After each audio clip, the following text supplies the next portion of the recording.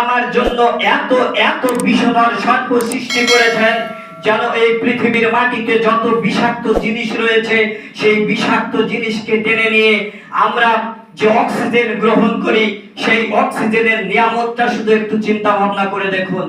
আজকে এক barrel oxygen নিতে গেলে ৩-৪ হাজার টাকা দাম। তাহলে চিন্তা ভাবনা করে দেখুন, শুধু একজনের হিসাব করুন, একজনের জন্য কত কেজি অক্সিজেন প্রয়োজন হয়, কত সিলিন্ডারের প্রয়োজন হয়। আপনি আমি শুধু এইভাবে যদি একটা করে নিয়ামতকে বর্ণনা করতে থাকি, ভাবতে থাকি, তাহলে আপনি আমি বর্ণনা করে শেষ করতে পারবো না। তো মহান রব্বুল আলামিন আপনাকে আমাকে এই যে নিয়ামত দান করেছেন, আপনাকে আমাকে এত সুন্দর নিয়ামত দান করেছেন, চিন্তা ভাবনা করে দেখুন।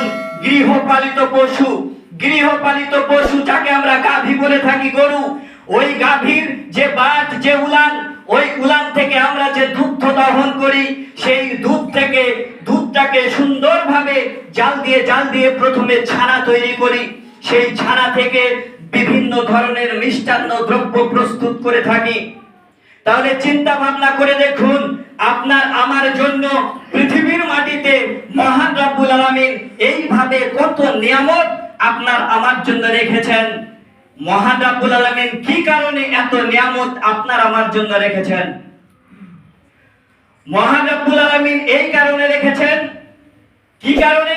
না আপনি আমি যেন এই পৃথিবীর মাটিতে এসে মহান রব্বুল আলামিনের দেওয়া যে বিধি, যে বিধান, যে রীতি, যে নীতি রয়েছে, সেই রীতি নীতিকে অনুসরণ করে যেন আপনি আমি চলাফেরা করতে পারি।